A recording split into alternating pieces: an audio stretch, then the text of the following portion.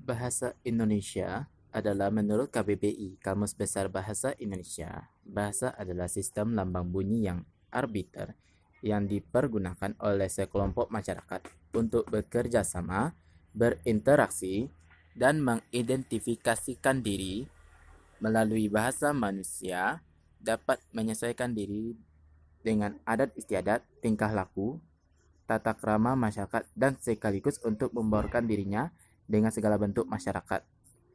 Bahasa Indonesia adalah bahasa Melayu yang dijadikan sebagai bahasa resmi Republik Indonesia dan bahasa Persatuan Bangsa Indonesia.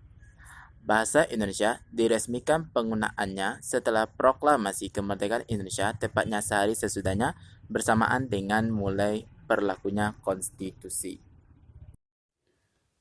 Ada yang mengatakan bahwa bahasa berkaitan dengan budaya dan pola pikir dari masyarakat, sehingga bahasa dapat terhubung dengan pola pikir setiap orang melalui lisannya sendiri. Dari adanya bahasa ini, terjadi pewaris budaya secara turun-menurun. Sejarah bahasa Indonesia berasal dari bahasa Melayu yang disahkan menjadi bahasa persatuan ketika Sumpah Pemuda 1928.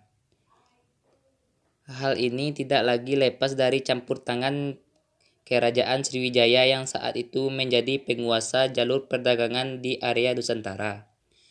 Perkembangan bahasa Melayu di wilayah Nusantara mempengaruhi dan mendorong tumbuhnya rasa persaudaraan dan rasa persatuan bangsa Indonesia.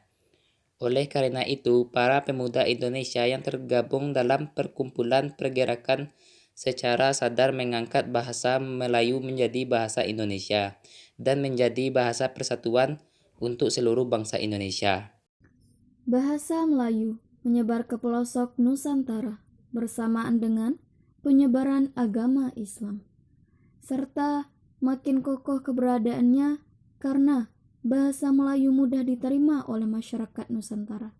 Karena bahasa Melayu digunakan sebagai penghubung antar suku, antar pulau, antar pedagang, dan antar kerajaan. Sejarah bahasa Indonesia mengalami beberapa kali pengubahan ejaan, di mana ejaan pertama diberi nama ejaan Van Ophuijsen.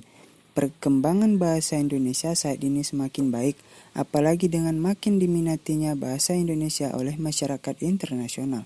Bahkan bahasa Indonesia pun saat ini menjadi bahan pembelajaran. Saat ini masyarakat sudah mulai mencampur bahasa Indonesia dengan bahasa asing dalam pemakaian bahasa sehari-hari. Tentu dalam konteks pembicaraan nonformal alias bahasa gaul, hal ini tidak menjadi suatu masalah yang signifikan.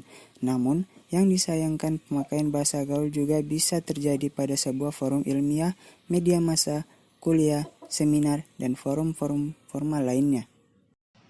Jika kita menilik penyebab pada utama mengapa fenomena ini terjadi, adalah kebiasaan bangsa Indonesia pada umumnya yang mengagungkan semua hal yang berbau internasional, luar negeri, atau dapat dibilang berbau barat. Dengan kata lain, secara kasar bangsa Indonesia kurang bangga dengan bahasa dan budayanya sendiri. Merasa malu apabila tidak menguasai bahasa asing atau bahasa Inggris, tetapi tidak pernah merasa malu dan kurang apabila tidak menguasai bahasa Indonesia.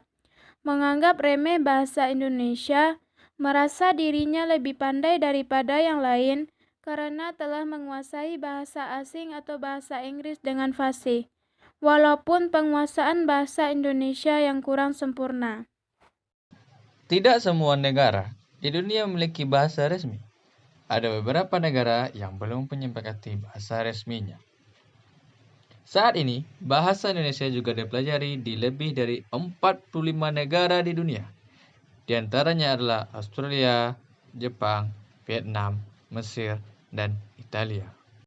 Oleh karena itu, bahasa Indonesia termasuk ke dalam peringkat 10 besar bahasa yang paling banyak digunakan di seluruh dunia. Jadi, kita sebagai rakyat Indonesia sendiri harus bangga dengan bahasa kita. Oke, terima kasih sudah menonton. Jangan lupa jaga kesehatan dan tetap di rumah. Salam narator.